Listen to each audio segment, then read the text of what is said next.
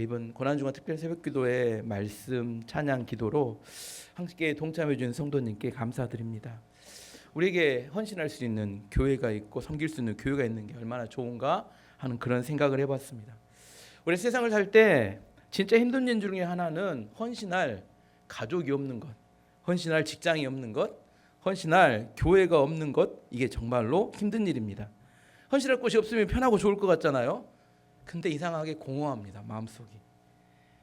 내가 힘들고 어려울 때 함께 아파해 줄 사람이 있어야 되고, 내가 함께 행복할 때 나와 함께 행복해 줄, 기뻐해 줄 사람이 있을 때 우리는 세상이 살만나는 곳이 될 수 있습니다. 박지성 축구 선수가 어린이 축구 교실을 하는데, 어린이 많은 이게 서울에 하는데 많은 어린이들이 이게 축구를 배우겠다고 이렇게 왔는데 애들에게 물어봤다고 합니다. 유럽에 가서 축구를 하고 싶은 사람 한번 손 들어봐라 했더니 90% 이상 애들이 손을 들더래요. 90% 이상. 박지성 선수 다음 물어봤대요. 그러면 혹시 지금 얘들 중에 영어 공부하고 있는 사람 손 들어봐라 했더니 한 명도 손을 들지 않더래요. 그래서 이야기했답니다. 유럽에 가서 축구를 하려면 감독, 코치, 다른 선수들과 영어로 소통을 해야 되는데 실력은 있어도 소통이 안 되면 뽑혀갈 가능성이 별로 없는데 지금 영어를 준비하지 않으면서 이렇게 유럽에 가서 축구를 하고 싶다, 이것은 말이 안 된다.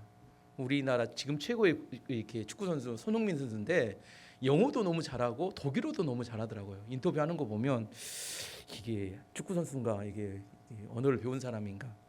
더더욱 요즘 놀라는 것은 요즘 그 세계적인 가수들, 우리나라 BTS나 블랙핑크나 이런 이렇게 가수들이 해외 인터뷰하는 곳 가면 한국말처럼 영어를 사용하면서 인터뷰를 너무 자유자재로 잘합니다. 그래서 생각하기를 쟤들은 노래 실력만 준비한 게 아니라 언어를 미리 준비했기 때문에 세계적인 스타가 됐구나, 그런 생각을 해봅니다. 꿈과 망상의 차이가 있다고 합니다. 꿈은 대가를 지불하지만 망상은 생각만 하는 것으로 하면 망상이라고 합니다. 그래서 내가 인터넷에서 글을 찾았더니 꿈과 망상의 차이에 대해서 이렇게 설명했습니다. 한번 보여주시면. 꿈에는 계획이 있지만 망상은 운을 바랍니다. 꿈은 고난을 인내하게 하지만 망상은 현실에서 도망칩니다. 꿈은 결단의 기준이 되지만 망상은 핑계의 기준이 됩니다. 꿈은 잠자는 시간도 아깝게 만들지만 망상은 꿈속에서 이루어집니다. 꿈은 뜻이 같은 사람과 함께 하게 하지만 망상은 남에게 뺏길까 봐 두려워합니다. 꿈은 행동하고 망상은 말만 합니다. 꿈은 시간을 쪼개어 완성하지만 망상은 시간이 없다고 포기합니다. 꿈은 문제가 생기면 자신을 바라보고 망상은 문제가 생기면 주변을 바라봅니다. 꿈은 누가 알아주지 않아도 행복하고 망상은 누가 알아주지 않으면 불행합니다. 꿈은 주변에 사람이 모이게 하고 망상은 사람이 멀어지게 합니다. 꿈과 망상의 차이를 너무나 아플 정도로 선명하게 이야기해 줍니다. 테슬라 이렇게 CEO 일론 머스크가 직원을 고용할 때 인터뷰할 때 꼭 물어보는 한 가지가 있다고 합니다. 근데 그 한 가지 질문을 하고 뽑을지 말지를 결정한대요. 여러분 이야기해 보면 지금까지 당신이 겪었던 것 중에 가장 어려운 일이 무엇이고 그 일을 어떻게 해결했습니까? 이걸 물어본대요. 뭐라고요? 지금까지 가장 힘들었던 일이 뭐고 그걸 어떻게 해결했습니까? 이걸 물어본대요. 그럼 두 가지 반응이 나온대요. 첫 번째, 문제를 해결해 본 사람은 그 질문을 듣는 순간 눈이 반짝반짝해진답니다. 그리고 자기가 경험했던 일에 대해서 아주 자세하고 디테일하게 설명을 하고 그것을 극복하는 과정에 있어서 한 가지 과정에 훨씬 노력을 다했던 것들을 너무 선명하게 기억을 해서 이야기한대요. 왜냐하면 자기 극복해 본 사람은 그 자기의 혼신 노력을 다 기울이기 때문에 잊을 수가 없답니다. 그렇게 해결해 본 사람은. 하지만 문제를 해결해 보지 못한 사람은 그 질문을 듣는 순간 당황해서 어쩔 줄 모른대요. 그리고 그 자기가 경험했던 일을 간단히 한 문장으로 설명하고 그 다음 대부분 하는 말이 그때 우리의 팀은 점점점 하고 끝난대요. 그러면 어떻게 돼요? 탈락. 그 질문을 들어본 사람의 명확한 반응을 보면 그 사람이 합격할 사람인지 문제를 해결해 본 사람인지 아닌 사람인지 분명히 알 수 있다고 합니다. 꿈을 가지고 현실에서 부딪혀 본 사람과 꿈을 망상으로 생각 속에서만 가지고 있는 사람의 차이를 말합니다. 우리가 믿는 예수님은 생각으로만 십자가를 지신 것이 아닙니다. 실제로 십자가를 지시고 죽으셨다가 3일 만에 부활하셨습니다. 그렇기 때문에 그게 능력이 있는 겁니다. 악한 마귀는 항상 우리를 공격할 기회를 찾아요. 마귀가 언제 우리를 공격할까요? 마귀가 우리가 가장 약해졌을 때 우리를 공격합니다. 주로 약해졌을 때가 세 가지 상황이 가장 약해지는 상황입니다. 첫 번째는 아플 때 우리가 약해지는다. 두 번째 외로울 때 죄의 유혹에 넘어가기 쉽습니다. 세 번째 지쳤을 때, 아플 때, 외로울 때, 지쳤을 때. 이 세 가지 상황은 지금 이렇게 예배를 드리고 말짱할 때는 마귀 와서 견들어도 끄떡도 없습니다. 웬만해서 넘어가지 않아요. 하지만 아플 때, 외로울 때, 지쳤을 때는 마귀가 터치만 해도 이미 넘어갈 준비가 다 되어 있다고 합니다. 그래서 지혜로운 것은 내 삶의 사이클, 내가 언제 아픈지, 내가 언제 외로운지, 내가 언제 지쳤을지 이걸 잘 알아서 그때를 준비하면 우리는 죄를 짓지 않고 넘어갈 수 있는데, 이 세 가지 상황에 내 삶을 방치하면 100% 패배하게 됩니다. 내가 아플 때, 지쳤을 때, 외로울 때, 이때는 찬양을 하든지 말씀을 붙들든지 예배를 드리든지 좋은 믿음의 친구를 만나든지, 내가 그런 걸 통해서 시간이 있고 때가 있대요. 사람마다 꼭 넘어질 때 그때 넘어진다고 합니다. 그때는 자기를 보완할 방법을 갖는 사람과 그렇지 않은 사람은 큰 차이가 있다고 합니다. 마귀가 마태복음 4장을 보면 예수님을 찾아오셨어요. 찾아오신 게 아니라 찾아왔죠. 이놈이 찾아와서, 그 찾아올 때는 언제 찾아왔냐면 또 상태 좋을 때 찾아오진 않았어요. 40일 금식을 하고 배고파 죽겠는데 해필 그때 찾아옵니다. 언제 찾아온다고? 마귀는 꼭 우리가 제일 힘들 때, 항상 사람이 내가 힘들어서 그런 거지 힘들어서 그런 게 아니라 그때 마귀가 그냥 일부러 찾아오는 겁니다. 배고플 때 찾아와서 마귀가 예수님을 뒤어 흔들었습니다. 세 가지 시험을 합니다. 첫 번째 시험은 뭐냐면, 내가 만일 하나님의 아들이면 이 돌을 떡덩이가 되게 하라. 마태복음 4장 3절 말씀 보시면, 4장 3절 없어요. 제가 읽어드릴게요. 시험하는 자가 예수께 와서 나와서 이르되 내가 만일 하나님의 아들이었거든 명하여 이 돌들을 떡덩이가 되게 하라. 배고파 죽겠는데 그때 먹을 걸 가지고 시험합니다. 근데 배고파 죽겠는 것보다 죽을 정도로 힘든 것보다 더 힘든 것은 우리의 자존심을 상하게 만드는 겁니다. 말이 이상해요. 돌을 떡덩이가 되게 하라 이렇게 말했으면 될 텐데, 내가 만일 하나님의 아들이면 이런 조건을 붙여요. 내가 하나님의 아들인 게 분명한데 한번 물어보면 이게 또 알쏭달쏭하고 또 기분이 나빠지려고 합니다. 시험을 준비되지 않은 사람은 돌이 떡덩이가 되게 하라 여기 반응한 게 아니라, 내가 만약 하나님의 아들이면 하면 이제 화가 나서 부들부들 떱니다. 내가 하나님의 아들이 아니라고, 나는 분명히 하나님의 아들이 맞는데. 이렇게 되면, 이런 감정 상태가 되면 어떻게 돼요? 그래, 떡 갖고 와, 돌 갖고 와봐, 내가 떡을 만들어 줄 테니까, 이렇게 반응하게 됩니다. 돌을 떡으로 만들려고 시도하면 이게 망하는 겁니다. 돌을 떡으로 만들려고 해서 성공하면 기적이잖아요. 그럼 교만한 사람이 되고, 실패하면 무능한 사람이 됩니다. 둘 중에 어느 걸 해도 이상해지면 다 이상해져요. 돌을 떡으로 만들 필요가 없어요. 가서 떡 먹으면 되지. 왜 그걸 만들어야 될 이유도 없는데, 근데 내가 만약 하나님의 아들이면 이렇게 이야기하면 만들고 싶어져요. 이제 자존심을 한번 세워야겠다. 만들고 싶어져요. 돌을 떡으로 만들 필요가 있습니까? 생각하면 만들 이유가 없어요. 근데 그 이야기를 듣는 순간 만들고 싶어져요. 근데 만들면 이상해집니다.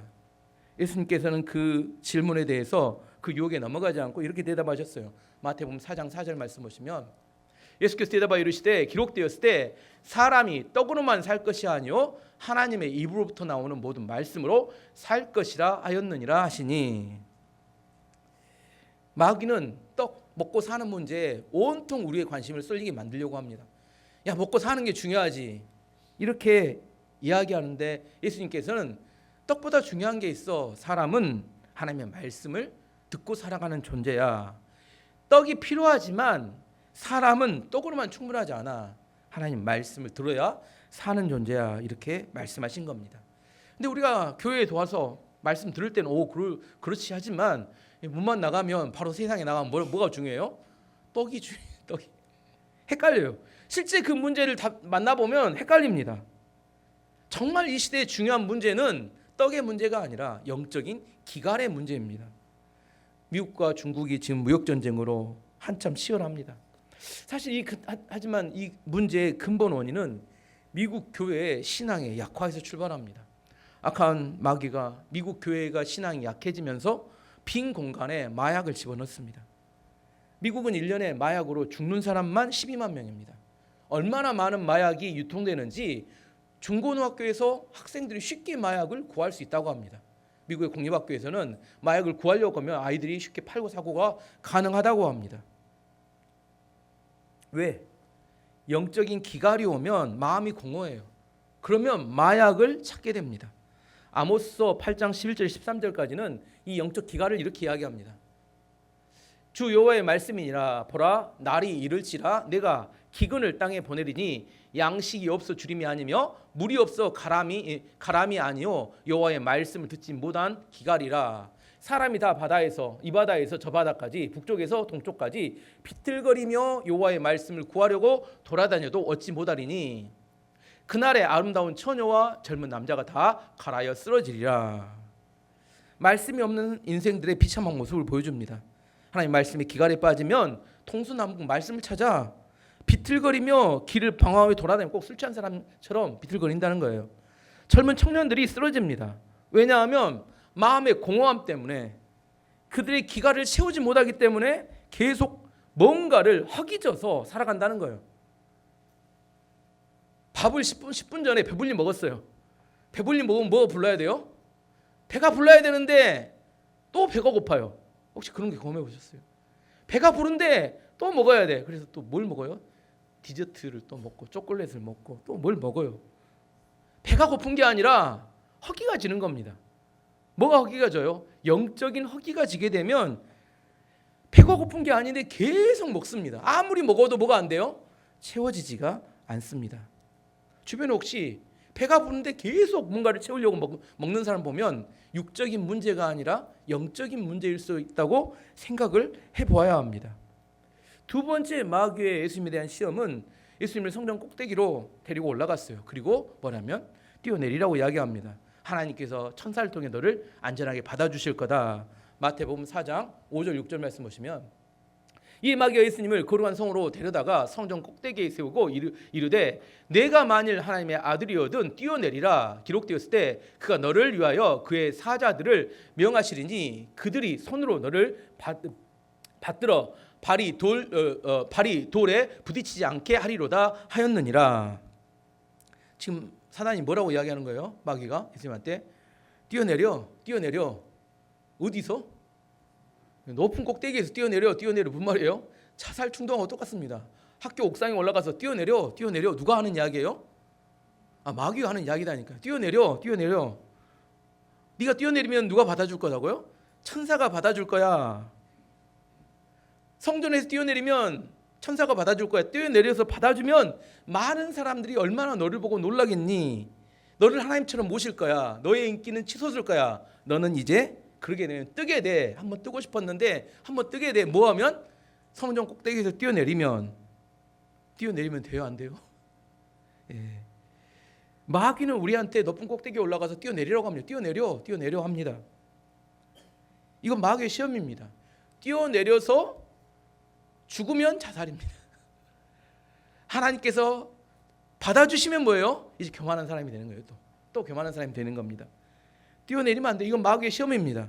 예수님께서는 이 마귀에게 이렇게 말씀하십니다. 마태복음 4장 7절 말씀을 보시면 예수께서 이르시되 기록되었을 때 주 너의 하나님을 시험하지 말라 하였느니라 하시니 뭐 하지 말라고요?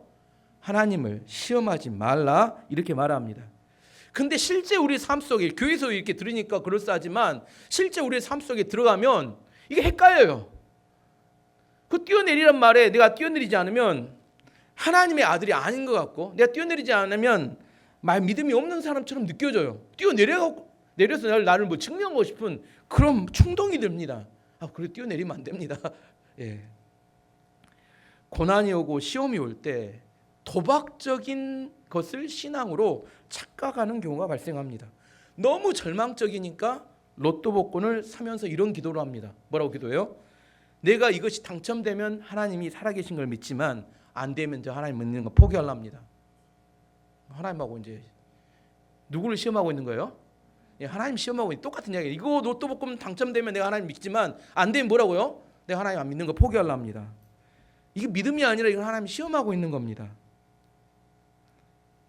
우리가 어려움에 빠졌을 때 도박적인 모습이 아니라 하나님 앞에 가서 엎드려 기도하며 하나님께서 답을 주실 때까지 기다려야 합니다.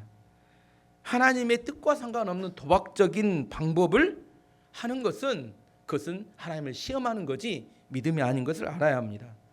세 번째, 마귀가 예수님을 높은 산에 데려가서 천하만국을 보여주면서 이야기합니다. 이 천하만국의 영광을 보여주며 네가 나에게 절하고 경배하면 이 모든 것을 내가 너에게 주겠다고 이야기합니다. 마태복음 4장 8절 9절 말씀 보시면 마귀가 또 그를 데리고 지극히 높은 산으로 가서 천하만국과 그 영광을 보여 이르되 만일 내가 내게 엎드려 경배하면 이 모든 것을 내게 주리라. 근데 원래 천하만국의 영광은 누구 것이었을까요? 마귀 것이었을까요? 하나님 것이었을까요? 하나님 것입니다. 꼭 이런 것들 제가 어떤 사람이 찾아와서 강남에 정말 노른자 땅 좋은 땅을 보여주면서 네가 나에게 잘하면 이 땅을 너에게 주겠어 이렇게 이야기하는 소리가 똑같아요. 자기 것도 아닌데 뭐 하는 거예요? 사기치는 거죠. 마귀가 자기 것도 아니면서 이거 나에게 절하면 이건 다 너에게 주겠어 이렇게 이야기하는 겁니다. 어리석은 사람은 이 거짓말에 속아 넘어갑니다. 그 사람은 마이너스 통장으로 간신히 살아가는 사람이에요. 근데 허황된 소리를 막 늘어냅니다. 뭔가 이루어질 것처럼 그 허황된 소리를 하다가 마지막 집에 가면서 뭐라고 해요? 택시비가 없는데 10,000원만 빌려주라 이렇게 얘기해요. 그럼 어떻게 해야 돼요? 그런 사람 만나면 어떻게 해야 돼요? 손절해야 손절해야 합니다. 내가 손절한 게 아니라 예수님이 손절하셨어요. 보실까요? 마태복음 4장 10절 말씀 보시면 예수께서 말씀하시되 사단아 물러가라. 사단아 물러가라를 한국말로 두 자로 뭐라 할까요? 예, 맞습니다. 꺼져. 예, 사단아 물러가라가 성경적 표현이라면 실제 우리 용어는 꺼져입니다. 예수께서 말씀하셨습니다. 꺼져. 기록되었을 때 주 너의 하나님께 경배하고 다만 그를 섬기라 하였느니라. 뭐라고 하는 거예요? 손절하라는 이야기입니다. 뭔가 아무것도 없는 사람이 있는 사람처럼 그럴싸하게 포장해서 우리 가운데 뭐라고 된 것처럼 이야기할 때 그게 시험이고 유혹이라는 거예요. 근데 왜 그 유혹에 넘어갈까요? 예수님 안 넘어가셨는데. 예수님은 안 넘어가셨는데. 예수님은 왜 안 넘어가셨냐면 경배할 대상은 오직 하나님 한 분뿐이라고 굳게 기준을 갖고 계셨으니까. 근데 실제 우리 삶을 들어가면 이런 사람 이야기가 들으면 혹해요. 그 사람 이야기를 들으면 몸 마음이 어떻게 해요? 동요해요. 혹시 그 사람 덕에 내가 성공할 수 있지 않을까 이런 생각이 든다니까요. 왜 그럴까요? 왜 그래요? 내 마음에도 그가 말하는 이야기에 대한 탐심이 있었기 때문입니다. 분명히 잘못된 거 그 사람이 거짓말을 친 거예요. 하지만 내 마음에 그런 탐식과 탐욕이 없었으면 이런 자에 거절했을 텐데 내 마음에 혹시나 아는 탐욕이 있기 때문에 그 이야기에 반응하고 따라가는 겁니다. 그래서 성경은 이야기합니다. 예수님께서는 이 하나님 믿는 사람들, 예수 그리스도를 주님으로 받는 사람은 그 정욕과 탐심을 십자가에 못 박았느니라. 지난 한 주 동안 계속해서 묵상했던 이야기죠. 우리 안에 정욕과 탐심을 십자가에 못 박으면 그런 속임수에 반응하지 않는데 내 안에 탐심이 가득하니까 거짓말인데 진짜처럼 들려요. 그게. 그리고 내가 거기에 반응하기로 원해 따라갑니다. 나중에는 안 된다는 걸 발견했을 때는 깊은 상처와 실망을 안게 되죠. 예수님께서는 그 사단의 3번의 공격을 말씀으로 물리치시고 승리하셨습니다. 이 마귀가 물러갔어요. 그때는. 근데 그대로 물러서 끝나지는 않습니다. 예수님이 드디어 시간이 지나서 십자가를 지시고 십자가에 올라가셨을 때 이 마귀가 또 찾아옵니다. 다시. 언제 찾아온다고? 마귀는 3가지 이야기했죠. 약할 때, 병들 때, 외로울 때, 지쳤을 때. 예수님이 또 언제 또 찾아왔어요. 처음에 배고플 때 찾아오더니 이번에는 십자가를 딱 지시러 올라가시니까 제일 약할 때 또 찾아왔습니다. 그리고 이렇게 이야기합니다. 마태복음 27장 40절 보시면 이르되 성전을 헐고 사흘에 짓는 자여 내가 만일 하나님의 아들이거든 자기를 구원하고 십자가에서 내려오라. 이 마귀의 말투는 또 변하지 않았어요. 마귀가 뭐라고 이야기해요? 내가 만일 하나님의 아들이거든. 이 이야기는 기분이 나빠요. 자존심 상한 이야기입니다. 뭐 보이고 싶어요? 그래, 내가 하나님의 아들인 거 보여줄게. 왜냐하면 진짜니까. 하나님의 아들이 아니면 그래 나는 아니야 이렇게 이야기하면 좋은데 진짜 하나님의 아들이잖아요. 근데 네가 하나님의 아들이냐 이렇게 비아냥거리며 비웃는 소리가 이게 듣기가 싫은 거예요. 그래서 증명하고 싶은 마음이 막 부글부글 끓어오르게 마귀가 만들어요, 우리 마음 가운데. 그래서 꼭 뭘 이야기할 때 뭐라고 해요? 네가 만약 하나님의 아들이거든. 이렇게 또 이게 마귀의 말투입니다. 여러분 이런 말투 쓰면 안 됩니다. 이런 말투는 마귀의 말투입니다. 이렇게 이야기하면서 상대를 건드리면 안 돼요. 예수님도 십자가 지실 때 이미 마음의 결단을 하셨어요. 십자가를 져야겠다. 한 번도 본인이 하나님의 아들인 걸 의심한 적이 없어요. 근데 마귀가 이렇게 이야기하는 순간 진짠가? 우리가 막 헷갈려요. 네가 하나님의 아들 맞나? 막 왔다 갔다 해. 또 이게 맞나 틀리나? 그리고 뭐라고 물어봐요? 네가 하나님의 아들이면 너를 구원하고 십자가에서 내려와라. 이게 무슨 말이냐면 야 네가 이렇게 고난을 당하고 있는데 네 하나님 어디 가서 뭐 하시냐 이런 말이에요. 나 같으면 그런 하나님 안 믿어 이런 이야기입니다. 고난을 안 당할 때문에 실제 고난 중에 들어가면 이게 그 사단의 이야기가 내 마음에 비수처럼 꽂혀요. 나 같으면 그런 하나님 안 믿어 이렇게 이야기하는 얘기가 비수처럼 꽂힌다니까요. 예수님께서도 그 이야기를 듣고 기분이 나쁘면 어떻게 해요? 그래 내가 한번 성지 같으면 뛰어내려가서 네 작사를 한번 내주고 그 다음에 다시 올라가시면 좋은데 예수님 그러지 않으셨습니다. 십자가 위에서 자기 힘을 쭉 빼시고 침묵하셨어요. 이번에는 아무 말도 하지 않으셨습니다. 때로 악한 마귀가 공격해 올 때 침묵하고 하나님을 바라보고 하나님의 때를 기다리는 것이 답일 때가 있습니다. 그 순간에 입을 벌려버리면 악한 마귀에게 기회를 주게 되고 내 온몸에 힘이 빠지면서 저항하지 못하고 무너져 버릴 때가 있습니다. 침묵에는 엄청난 능력이 있습니다. 하나님을 온전히 바라보고 입을 다물고 그 하나님의 때를 기다리는 것이 능력일 때가 있다는 겁니다. 너무 절망적인 상황이고 너무 힘든 상황에 이런 상황을 하나님은 다 알고 계신다고 믿기 때문입니다. 악한 마귀는 이런 상황을 우리 흔들지만 예수님께서는 십자가를 지는 그 상황 중에 하나님께서 반드시 이 고난에는 뜻이 있을 거라고 확신했기 때문에 십자가를 지는 것을 두려워하지 않고 그것을 그대로 견디셨어요. 그 결과가 어떻게 됐어요? 죽으셨습니다. 결과가 살아난 거 아닙니다. 뭐 고난을 당할 때 살아났어요? 죽었어요. 이 사람들은 안 죽는다고 생각하는데 죽어요. 십자가 지시고 죽으셨습니다. 죽으셨지만 하나님께서는 3일 후에 예수님을 다시 부활시키셨습니다. 이게 중요합니다. 죽어야 부활합니다. 죽지 않으면 부활하지 않습니다. 마귀의 죽음의 공격에 대해서 하나님께 생명으로 그를 살리셨습니다. 오늘 보면 55절, 56절 보시면 사망아 너의 승리가 어디 있느냐? 사망아 내가 쏘는 것이 어디 있느냐? 사망이 쏘는 건 죄요, 죄의 권능은 율법이라. 좀 쉬운 성경으로 다시 한번 보겠습니다. 죽음아 너의 승리가 어디 있느냐? 사탄의 이야기하는 겁니다. 죽음아 너의 찌르는 것이 어디 있느냐? 죽음이 찌르는 건 죄뿐이고 죄의 능력은 율법뿐이다. 이거 어려운 말과 쉽게 설명해 보면 사망, 마귀가 사망, 죽음은 최고의 무기입니다. 그에 죽였어요.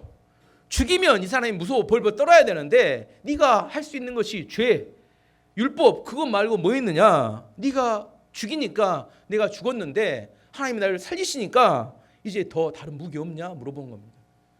나를 죽였으면 그 다음 무기는 없어? 이게 전부냐? 이게 끝이냐? 이렇게 물어보는 거예요. 마귀가 공격할 때 우리에게 가장 두렵게 하는 공격은 너 죽인답니다. 너 죽인다. 그때 가장 강력한 대응은 뭐예요? 그래 죽여라 합니다. 그래 죽여라. 뭐라고요? 그래 죽여라. 왜요?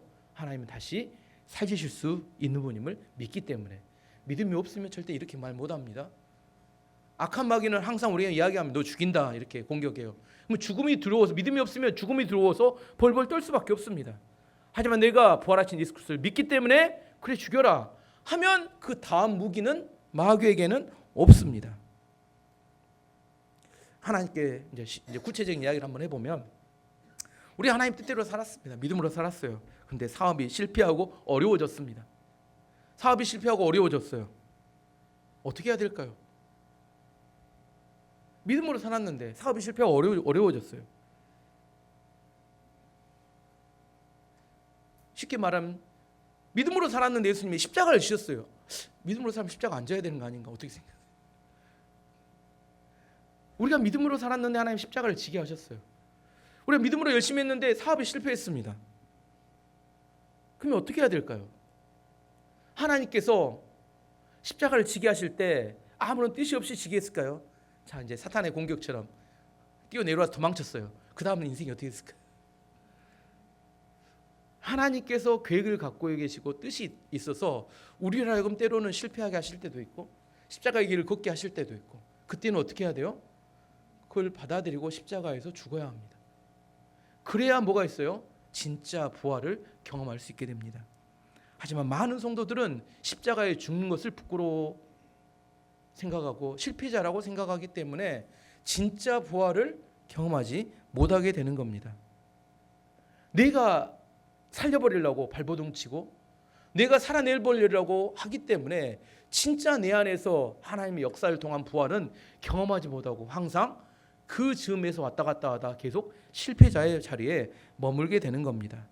사도 바울이 오늘 말씀에 하나님을 찬양합니다. 어떤 찬양을 하냐면 예수 그리스도를 부활시켜가지고 우리에게 소망을 주신 하나님, 죽음도 이겨서 부활시킨 하나님께서 예수님을 살리셨다면 우리가 당하고 있는 고난과 어려움에서 우리를 얼마든지 부활시키고 구원해 내실 수 있지 않겠느냐, 이렇게 고백하는 겁니다. 57절 말씀 보시면 우리 주 예수 그리스도로 말미암아 우리를 부활하신 예수 그리스도로 말미암아 우리에게 승리를 주시는 하나님께 감사하노니. 우리 안에 진짜 감사는 뭐냐면 실패하지 않는 게 감사가 아니라 다른 사람이 생각할 다 망하고 안 된다고 생각할 때 완전히 망했는데 하나님의 생명과 능력으로 거기서 일어날 수 있게 되면 이제 더 이상 사단은 건들 수 없게 됩니다. 저는 세상에 가장 능력인 것은 사단의 공격을 피하는 게 아니라 사단이 더 이상 공격할 수 없는 사람을 가장 능력 있는 사람이요. 계속 공격해봤는데 이제 더 이상 공격에 무기가 없어요. 예수님이 말하죠. 죽음까지 사용했는데 그 다음에 죽음 다음이 없는 겁니다. 하나님 우리 가운데 원하시는 것은 마귀의 죽음의 공격도 이겨내서 얼마든지 하나님의 뜻을 완전히 수행할 수 있는 그런 성도가 되기를 원하시는 겁니다. 그래서 성도들에게 사도 바울이 마지막으로 권면합니다. 58절 말씀 보시면 그러므로 내 사랑하는 형제들아 견실하며 흔들리지 말고 항상 주의 일에 더욱 힘쓰는 자들이 되라. 이는 너희 수고가 주 안에서 헛되지 않은 줄을 알미라. 너희 수고가 주 안에 헛되지 않은지를 안다는 겁니다. 뭐 하라는 거예요? 뭐에 더욱더 힘쓰라고 이야기합니까? 주의 일에 더욱더 힘쓰는 자들이라. 하나님 다 보고 계십니다. 여러분 이야기. 하나님 뭐 하신다고요? 다 보고 계십니다. 하나님 안 보실 것 같아요? 하나님 모르실 것 같습니까? 사람들은 하나님이 어리석은 뒷방 할아버지처럼 생각하지만 하나님은 우리의 일거수일투족과 우리의 삶의 내용을 너무나 정확하고 다 자세히 알고 계십니다. 하나님께서 인도하고 계시고 역사하고 계시고 그분은 우리의 삶에 가장 필요한 때 개입하시고 역사하셔서 우리의 인생을 바꿔놓으신 분입니다. 제가 지금까지 경험한 하나님은 절대로 실수가 없으신 분이고 그분은 우리의 얄팍한 수에 속아 넘어가신 분도 아닙니다. 우리의 진심으로 하나님 앞에 나갈 때 그 진심에 맞게 우리의 삶을 통하여 하나님께서 놀라운 역사하시고 부활시키시고 하나님께서 하나님의 놀라운 하나님의 사역을 이루시는 통로로 사용하십니다. 저는 우리 교회 모든 성도님들이 예수 그리스도의 십자가의 죽음과 부활을 경험하시기를 원합니다. 그래서 진짜 승리가 무엇인지 가짜 말고요. 우리가 십자가에 뛰어내려오는 그런 가짜 말고 하나님이 죽음에 살리는 그런 진짜 승리가 있을 때 어디 가서든지 어떤 상황에서도 두려워하지 않고 흔들리지 않고 진짜 부활의 능력으로 세상 안에서 당당하게 하나님께 영광 돌리며 승리하고 열매 맺는 성도 될 수 있습니다. 저는 우리 모든 성도들이 그런 교회와 성도 되기를 축원합니다. 함께 기도하도록 하겠습니다.